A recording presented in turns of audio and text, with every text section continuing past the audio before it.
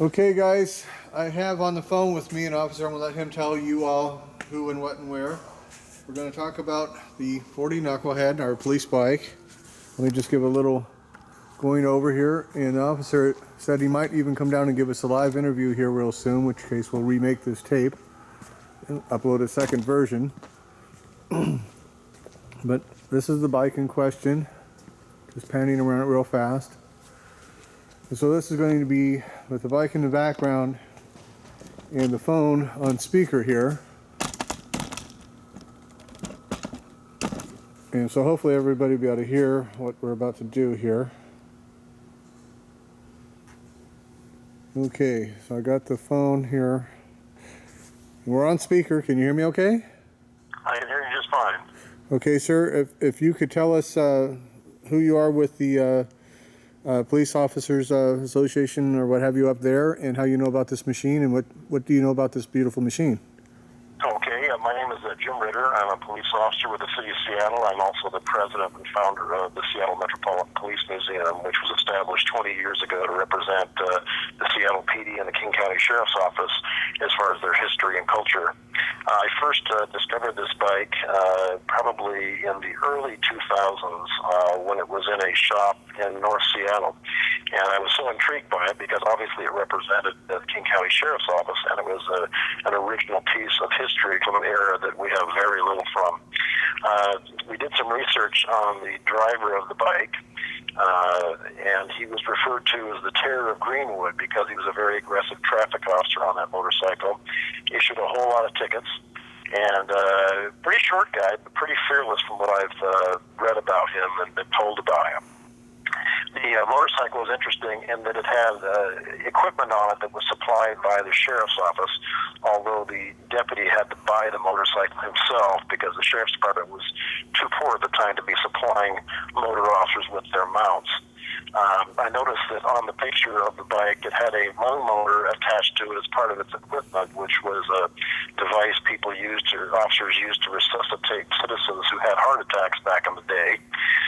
It also had a nightstick holder. It had a very unique octagonal emergency light on a pole, which I had never seen before. And the fact that these were all still intact in their original condition with the original paint was fascinating. The museum attempted to purchase the motorcycle back in the day, and at the tune of $25,000 at the time, that was prohibitively expensive for us, but we continually tracked it over the last, nearly 20 years, and I'm just happy as heck that we know where it's at again back in California, and look forward to coming down and taking a look at it again in person. Beautiful. I'd love to have you over. That would just be awesome. Thank you much for your time on this recording. I'll take you off speaker again. Oh. So unless you wanted to add something. Beautiful. Mm-hmm.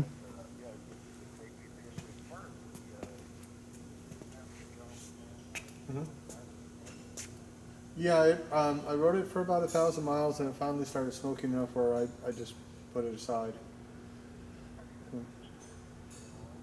Yeah, I have plans that once I fully get the shop going to tear down the bike mechanically and do a full mechanical restoration on it, so it can be driven and seen once again. I like taking it out to the meets and let people see it, that sort of stuff.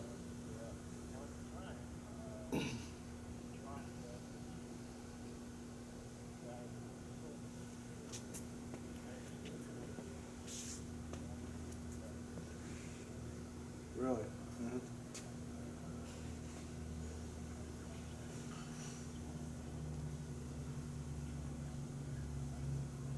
Mm-hmm. Yeah, Jerry Chin had it, and I asked about the gun when Jerry first got it. He says the family kept it, but he told me then, so that it could have been him. So I don't know, people don't always tell you the entire story when they want to keep stuff out of the pile.